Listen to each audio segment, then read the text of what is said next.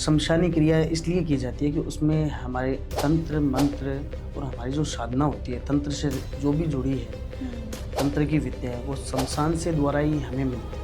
क्योंकि वहाँ पे देखो ऐसी ऐसी आत्माएं, ऐसी एनर्जी होती है कि वो चीज़ शमशान में करनी ज़रूरी होती है। लेकिन क्या शमशानी क्रिया के जरिए किसी को हम जिंदा भी कर सकते हैं?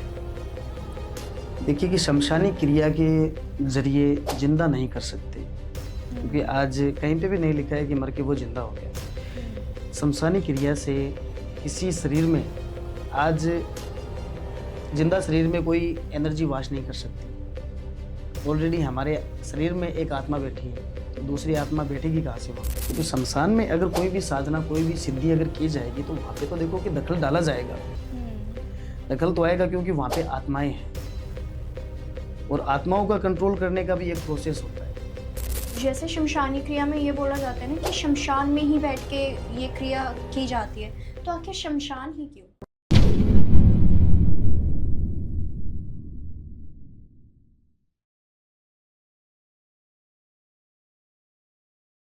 क्या आप भी लाइफ के किसी फेज में फंस गए हो? रिलेशनशिप इश्यूज हो या फैमिली प्रेशर, करियर कंफ्यूजन या हेल्थ स्ट्रगल्स, मेंटल ब्रेकडाउन हो या मनी स्ट्रेस, टीवीटी है आपके साथ एक ऐसी जगह जहां पर आपको गाइडेंस मिलेगी बिना किसी फिल्टर के। चाहे आपको चाहिए क्लैरिटी, हीलिंग या सही डायरेक्शन, तो हमसे जुड़िए, हमें डीएम कीजिए या फिर हमें व्हाट्सएप कीजिए 8448801064 पर।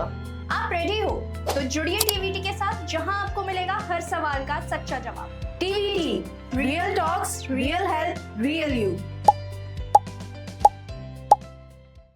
Hello and welcome once again at TVT. आपको हमारी पिछली वीडियोस बहुत पसंद आई एंड आई होप कि आपको हमारी आज की भी ये स्पेशल वीडियो बहुत ज्यादा पसंद आएगी, क्योंकि हमारे साथ जुड़ चुके हैं विक्रम जी, जो आज बात करेंगे शमशानी क्रिया के बारे में।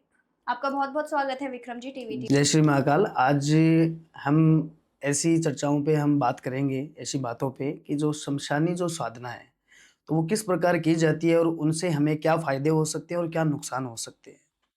जय श्री महाकाल। तो विक्रम जी, सबसे पहले तो हमें ये बताइए कि शमशानी क्रिया होती क्या है और ये किस प्रकार की साधना है?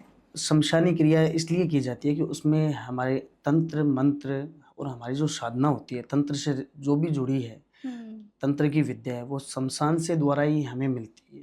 क्योंकि वहाँ पे देखो ऐसी ऐसी आत्माएं, ऐसी एनर्जी होती है कि वो चीज़ शमशान में करनी ज़रूरी होती है। और अगर सिद्धि की अगर बात करें तो देखो कि जैसे शमशान की जो साधना होती है भगवान साक्षात शिव की साधना है, तो उससे देखो कि बहुत कुछ इसमें हम ले सकते हैं, बहुत कुछ हम इसमें बदल सकते हैं। अब जैसे शमशानी क्रिया में ये बोला जाता है ना कि शमशान में ही बैठ के ये क्रिया की जाती है, तो आखिर शमशान ही क्यों? देखो शमशान एक पवित्र भूमि है, क्योंकि इस दुनिया में देखो कि शमशान से हटके कोई जगह आपको मिलेगी नहीं। पवित्र भूमि है और उसी में देखो कि एक व्यक्ति के शरीर को मुक्ति मिली है, ठीक है ना, कि मिट्टी मिट्टी में मिल गई कहते हैं, ठीक है ना। तो वो ज़मीन जो शमशान है कि इतना ज़्यादा उजागर, इतना ज़्यादा शक्ति मतलब बलवान होता है कि वहाँ पे अगर कोई भी चीज़ की जाती है तो वो 100% वो सिद्ध होती है। और उसी में बहुत सी सारी बाधाएं भी आती है, क्योंकि शमशान का भी बहुत बड़ा एक जिक्र है। तो शमशान अगर व्यक्ति को अगर सपने में भी दिखता है तो वो भी देखो कि उसमें बहुत ही खराब होता है वो। तांत्रिक और अघोरी जो होते हैं, जो साधक होते हैं, तो देखो उनको शव साधना, श्मशानी साधना ये करनी ही पड़ेगी शमशान से रिलेटेड। अब जैसे शमशानी क्रिया है, तो हमने बनारस के मणिकर्णिका घाट के बारे में बहुत सुना है, तो ऐसा ज़रूरी है क्या कि कोई बड़े ओहदे वाला ही हमें शमशान चाहिए शमशानी क्रिया करने के लिए, या हम किसी भी शमशान में कर सकते हैं? देखो कर सकते हैं, वो निर्भर करता है कि एक साधक पे कि उसके साथ गुरु का आशीर्वाद है या नहीं। नॉर्मल व्यक्ति तो कर नहीं सकता इसमें। आज मणिकर्णिका घाट है बनारस का, वो इतना ज़्यादा देखो ये कि चर्चित है कि वहाँ पे देखो कि 1500-2000 लाशें रोज जलती है जी। और वहाँ पे देखो ऐसी भी मैंने चीज़ें देखी है कि वहाँ पे अनेकों आत्माएं हैं कि इधर उधर घूमती रहती है। जैसे कि वहाँ पे जो पर्यटक आते हैं उनके बीच में घूमती रहती है, अच्छा। क्योंकि उस जमीन को भगवान शिव का श्राप है कि ये जमीन कभी भी शांत नहीं होगी, ये हमेशा ही चेतन रहेगी। चेतन मतलब उजागर। तो वहाँ पे मणिकर्णिका घाट में कि हम मानते हैं कि सनातन धर्म में सूर्य अस्त के बाद दाह संस्कार नहीं किया जाएगा, पर वहाँ पे 24 घंटे चलता है। और इसमें गुरु का आशीर्वाद, गुरु का साथ, गुरु की दीक्षा, आशीर्वाद, ये चीज़ें ज़रूरी हैं। नॉर्मल इंसान नहीं कर सकता, ना ही करनी चाहिए। अच्छा, लेकिन अगर जिसको करवानी है तो क्या वो तांत्रिक के साथ बैठ के वो शमशानी क्रिया करवा सकता है? देखिए कि साथ में बैठ के नहीं करवा पाएगा।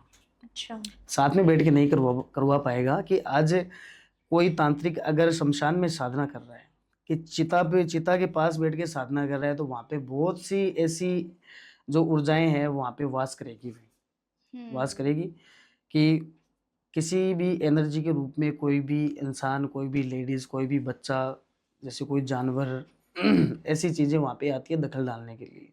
तो वो चीज़ें काफ़ी ज़्यादा खतरनाक होती है। और देखो कि आज गुरु की दीक्षा अगर हमने ली है, गुरु का आशीर्वाद है, गुरु के बताए गए हमें गुप्त जो मंत्र होते हैं वो हमारे साथ है, तो वो हमारा बचाव करती है और हमें एकदम सेफ रखती है। नॉर्मल व्यक्ति को साथ में बैठ के नहीं कर सकते और ना ही देखो करवानी चाहिए। अच्छा, तो शमशानी क्रिया की जो प्रक्रिया होती है वो कितनी लंबी होती है? कि देखिए कि आज शुरू में अगर गुरु दीक्षा दे रहा है, हमने तन मन से किसी को गुरु माना है, एक तांत्रिक को, तो सबसे पहले तो वो शव साधना ही करवाएगा। और देखो कि उस टाइम है कि शव साधना में जितना मैंने देखा है, जितना मैंने इसमें सीखा है, वही मैं चीज़ बता रहा हूँ कि देखो फर्स्ट में है व्यक्ति को चिता के पास कुछ घंटे ही बिठाया जाता है, फिर उनको दिया जाता है एक मंत्र, वो जो गुप्त होता है, उस मंत्र से ही वो शक्ति, शव साधना वो सिद्ध होती रहेगी और होते होते वो काम बनाना चालू कर देगी सबका। अच्छा। ये एक शुरू की एक छोटी सी प्रक्रिया है, पर अथात समुद्र है, ठीक है ना। ये तो देखो चलती रहेगी, जितने आप जाप करोगे गुरु के बताए हुए मंत्र का, तो उतना ही देखो कि ये बढ़िया तरीके से सिद्ध होगी और बढ़िया ही अपने को फायदे देगी। और अगर आज हम किसी का काम कर रहे हैं तो उनको भी एक बढ़िया फायदा देगी। लेकिन क्या शमशानी क्रिया के जरिए किसी को हम जिंदा भी कर सकते हैं? देखिए कि शमशानी क्रिया के जरिए जिंदा नहीं कर सकते, क्योंकि आज कहीं पे भी नहीं लिखा है कि मर के वो जिंदा हो गया। शमशानी क्रिया से किसी शरीर में, आज जिंदा शरीर में कोई एनर्जी वास नहीं कर सकती।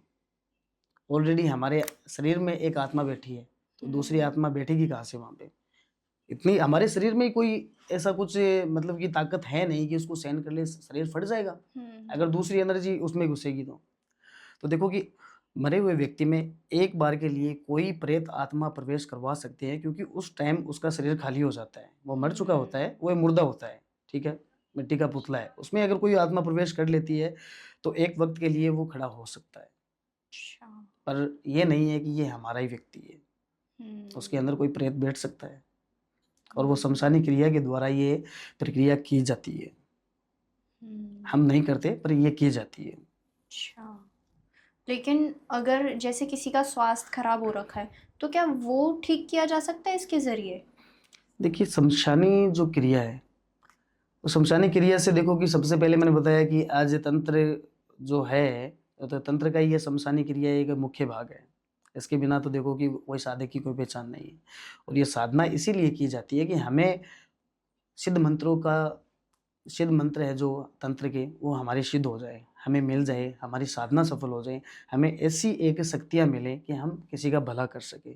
तो देखो इससे काफ़ी तरीके के हम भले कर सकते हैं, लोगों के काम बना सकते हैं और लोगों के काम बनते भी हैं शमशानी क्रिया के द्वारा।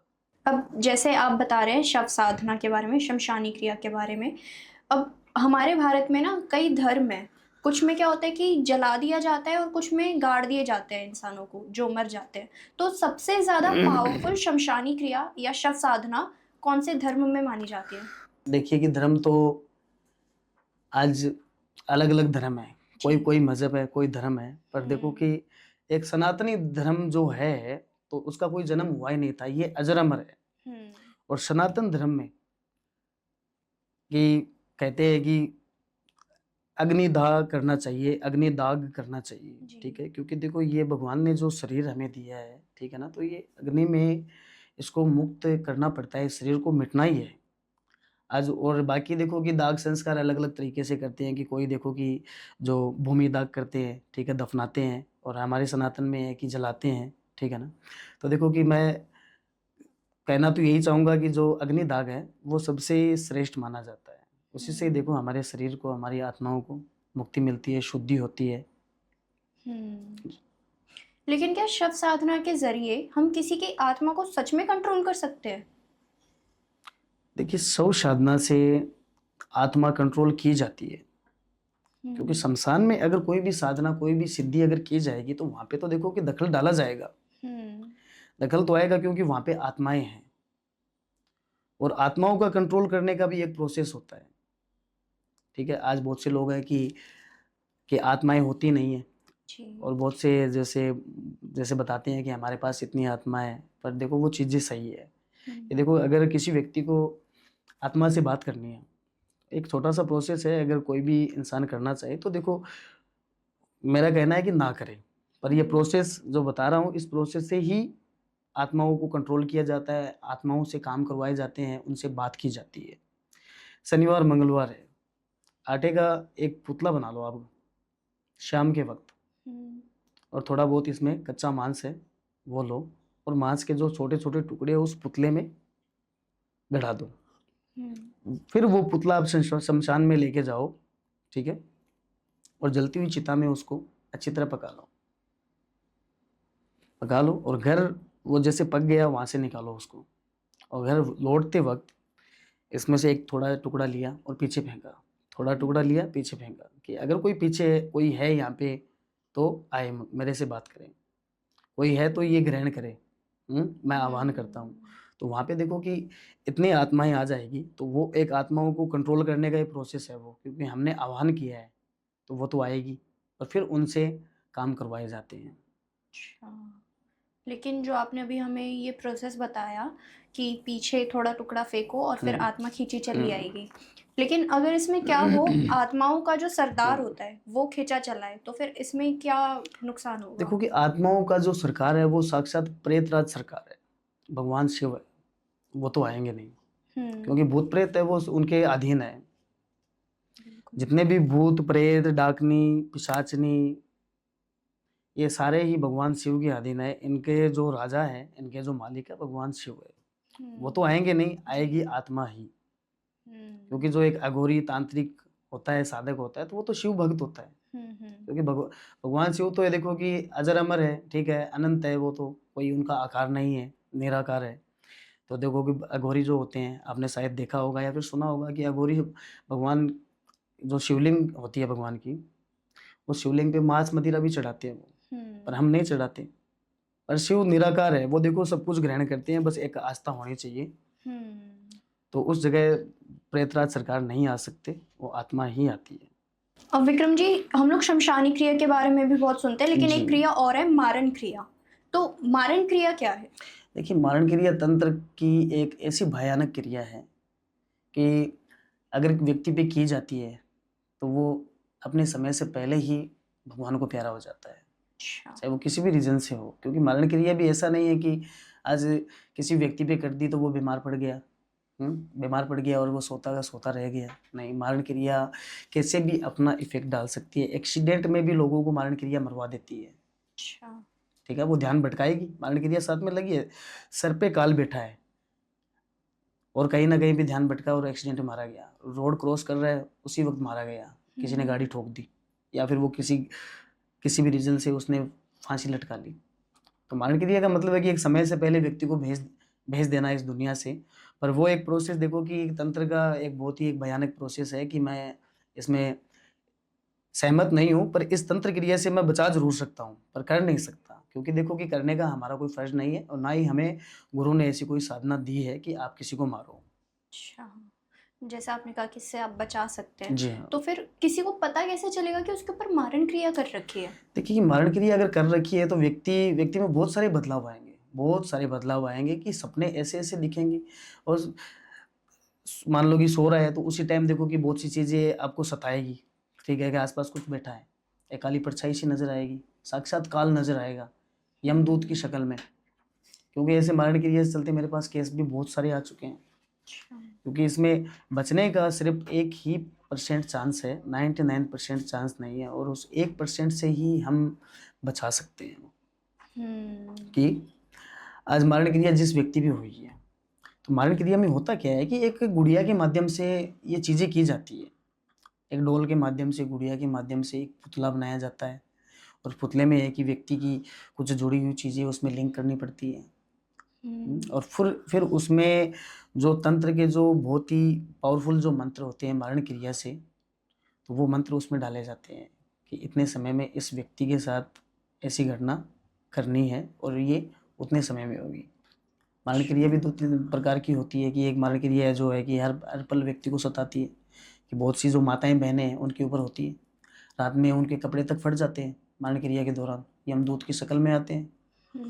जो मारण क्रिया है जो यमदूत की शक्ल में हर रोज आ रही है, उनको इतना टॉर्चर कर रही है लेडीज़ों को, ठीक है। उनके शरीर पे देखो कि ऐसे ऐसे निशान बन जाते हैं, जैसे कि ब्लेड से किसी ने चीरा लगा दिया, कट्स लग जाते हैं। और हर दिन उनके साथ मारण क्रिया फिजिकल भी होती है। अच्छा। जी हाँ, मेरे पास ऐसे ही किसी बहन का केस आया था, उनके साथ ऐसी चीज़ें घटित हो रही थी। तो फिर आखिरकार इससे बचा कैसे जा सकता है? देखिए कि बचने का एक ही जो रास्ता है कि अगर व्यक्ति खुद अगर करना चाहता है तो मैं देखो वो भी सलाह दूंगा, ये नहीं बोलूँगा कि आप मेरे पास ही आओ। आपका भी फ़र्ज़ है, आप भी कर सकते हैं। आपके जो अगर सच्चे भाव हैं, भगवान आपके साथ है, तो आप खुद भी इससे बच सकते हैं। पर भगवान भी सहायता हमारी तब ही कर सकते हैं कि देखो कि आज हम मानते हैं कि भूत और भगवान दोनों होते हैं। तो आज बताओ कि 24 घंटे भगवान अगर अवेलेबल होते तो भूतों का कोई ज़िक्र ही नहीं होता, बिल्कुल। है ना? एक टाइम होता है भगवान की सहायता वो हमारी करते हैं और हमारे वो घर के मंदिर में, हमारे घर के स्थान में वास करते हैं। बस एक टाइम पे, फिर वो चले जाते हैं। अगर बिना टाइम के अगर पूजा पाठ भी की जाती है तो वो घर में प्रेतों की पूजा पाठ करता है वो। अच्छा। अगर बिना टाइम के अगर हनुमान चालीसा भी सुन रहे हैं तो देख लो कि उसमें भी वो प्रेत भी शामिल हो जाता है उसमें। हमारे अंदर ऐसी एनर्जी आ जाती है। अच्छा। और जैसे कि आप बता रही कि एक भगवान की पूजा का भी समय होता है जिसे हम ब्रह्म मुहूर्त कहते हैं, सुबह सुबह का, है ना? तो फिर अगर हम उसके बाद जैसे 12-1 बजे करें दिन के, तो क्या उसमें भी भूत प्रेत हमारे साथ जुड़ देखिए कि जाएंगे? 12-1 बजे का जो वक्त होता है, आप इसमें देखो राहु काल आता है, ठीक है ना? तो राहु काल में कहते हैं कि कोई कार्य करना ही नहीं चाहिए, तो पूजा पाठ कैसे कर सकते हैं? बिल्कुल। राहु काल में लोग किसी काम की शुरुआत नहीं करते। कहीं अगर यात्रा पे जा रहे हैं तो यात्रा वो टाल देते हैं उस टाइम के लिए। कहीं जाना होता है वो उसको टाल देते हैं, कुछ शुभ कार्य करना होता है वो भी टाल देते हैं। कि राहु काल में कोई भी शुभ कार्य नहीं किए जाते हैं। अगर शुभ कार्य अगर करने हैं, आपने जैसे अभी बताया कि ब्रह्म मुहूर्त, तो ब्रह्म मुहूर्त तो देखो कि बहुत ही एक ऐसा टाइम होता है कि उसमें व्यक्ति अगर हर रोज उठने का भी एक टाइम बना लेता है तो उस व्यक्ति में भी बहुत बढ़िया विचार, एक सकारात्मक ऊर्जा वास करती है। और उसके बाद अगर कुछ कार्य किए जाए तो देखो कि हर रोज एक अभिजीत मुहूर्त आता है। हर रोज 11:45 से 12:45 तक का समय रहता है ना? तो वो टाइम होता है अभिजीत मुहूर्त। उस टाइम में कोई भी कार्य करते हैं, कोई भी चीज़ अगर हमें खरीदनी है ना? किसी को कुछ देना है, किसी से कुछ लेना है, तो अभिजीत मुहूर्त सबसे श्रेष्ठ माना गया है इसमें। इसमें कोई भी कार्य करते हैं तो वो एक शुभ समय होता है और वो हर रोज आता है। अब जैसे विक्रम जी, मेरे को या फिर जो भी ये वीडियो देख रहे हैं उनको मारण क्रिया करानी है अपने दुश्मन पे, तो फिर उसके लिए उनको क्या क्या सामग्रियाँ चाहिए होंगी? देखिए कि सामग्री तो इसमें व्यक्ति की सबसे पहले तो पहचान ली जाएगी, क्योंकि मैं हर बार बोलता हूँ, इस बार भी बोलूँगा कि एक नाम के हजारों लाखों व्यक्ति हैं पर एक शकल के नहीं है। सबसे पहले व्यक्ति की एक पहचान लगती है। जो मारण क्रिया करवाते हैं, ठीक है ना, तो वो सबसे पहले एक व्यक्ति का कपड़ा भी दे देते हैं, कोई चुरा के पैर की मिट्टी उठा के देते हैं। अगर कोई बाल मिल गया वो भी दे देते हैं, फोटो दे देते हैं, और उसी के ऊपर वो ये मारण क्रिया का प्रोसेस करवाते हैं। ठीक है। अब जैसे कई बार क्या होता है ना कि आजकल तो हम कलेश वगैरह बहुत देखते हैं, घरों में भी और बाहर भी।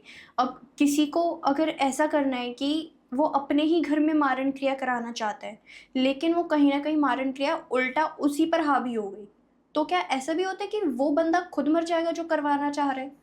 देखो कि आज कर्म है, सबसे बड़ा कर्म होता है, कर्म ही प्रधान है। जी। जैसा कर्म करेंगे वो लौट के तो आएगा। और कहते हैं कि अगले जन्म में आएगा नहीं, ये कलयुग है, इसमें तुरंत ही भुगतना पड़ता है।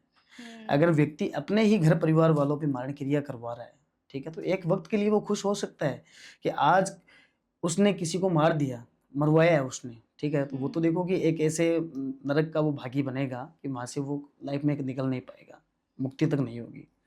और इसमें देखो कि कई बार है कि ये काम सक्सेसफुल होता है, ठीक है, ज़्यादा करके सक्सेसफुल हो जाता है, क्योंकि जो तंत्र के जो साधक होते हैं, तांत्रिक होते हैं, वो ये चीज़ें करते हैं, बहुत से लोग करते हैं। हम नहीं करते बिल्कुल भी मारण क्रिया का काम, सिर्फ आपको बचा सकते हैं। अगर कोई भी इस चीज़ का शिकार है तो हम रास्ता बता सकते हैं उसको कि इस चीज़ से तो इस तरीके से बाहर तो निकल सकता है, पर परसेंट एक ही है बचने का। तो ये देखो कि अपने ही खून पे अगर कोई ये मारण क्रिया करवाता है, ठीक है, तो उसका बुरा प्रभाव उस व्यक्ति पे पड़ेगा। अच्छा, तो मतलब सिर्फ उसी व्यक्ति पर पड़ेगा या फिर जो उसके आगे आने वाली पीढ़ी है उस पर भी पड़ सकता है? जी हाँ, देखो कि कर्म क्या होता है कि आज हमने बुरा किया तो हम सोचते हैं कि सिर्फ हमें ही भुगतना है, नहीं, हमारा वंश तक उसका भुगतान करता है, भुगतान करता रहेगा। परिवार में अगर वंश आगे बढ़ेगा तो कोई बच्चे पैदा होंगे, कोई पैरालाइज, कोई अंधे, कोई गूंगे, इस तरीके से पैदा होते रहेंगे, कोई अपाहिज। लेकिन सबसे बेस्ट समय क्या है अगर किसी को मारण क्रिया करवानी है तो? देखिए कि मारण क्रिया वैसे तो प्रोसेस तो किसी भी टाइम किया जाता है, पर अमावस पूर्णिमा ये सबसे घातक माने गए हैं। अच्छा, अमावस और पूर्णिमा का जो टाइम होता है, ये मारण क्रिया से बचाने के लिए भी ये समय बढ़िया होता है, और किसी के ऊपर करने के लिए भी ये समय होता है ये। अच्छा, मैंने ना विक्रम जी कहीं पे ये भी सुना है कि मारण क्रिया के जरिए ना किसी को जीवन दान भी दे सकते हो, ऐसा होता है? देखो कि मारण क्रिया तो एक शब्द ही हो गया कि किसी को मारना है, हाँ। तो उसमें जीवन दान कैसे दिया जा सकता है? जीवन दान दे सकते हैं एक भगवान शिव। किसी व्यक्ति पे मारण क्रिया है तो वो 1% से अगर बच सकता है तो मैं उसको, अपनी ऑडियंस को एक रास्ता दूंगा मैं कि जो भगवान शिव का पशुपतिनाथ का मंदिर है, उसका जो दक्षिण द्वार है, उस जी। दक्षिण द्वार के दर्शन करके आ जाओ। मेरी गारंटी है मारण क्रिया से 100% निकलोगे आप। अच्छा। जी हाँ। जय श्री महाकाल। अगर किसी भाई बहन को कोई प्रॉब्लम है, कोई दिक्कत है, कोई घर से रिलेटिव है, कोई प्रेम से रिलेटिव है, कोई कोर्ट केस का मामला है, तो आप मुझसे कांटेक्ट कर सकते हैं। आपको मेरे नंबर स्क्रीन पे मिलेंगे और वहाँ से मुझे कांटेक्ट कर सकते हैं। जय श्री महाकाल।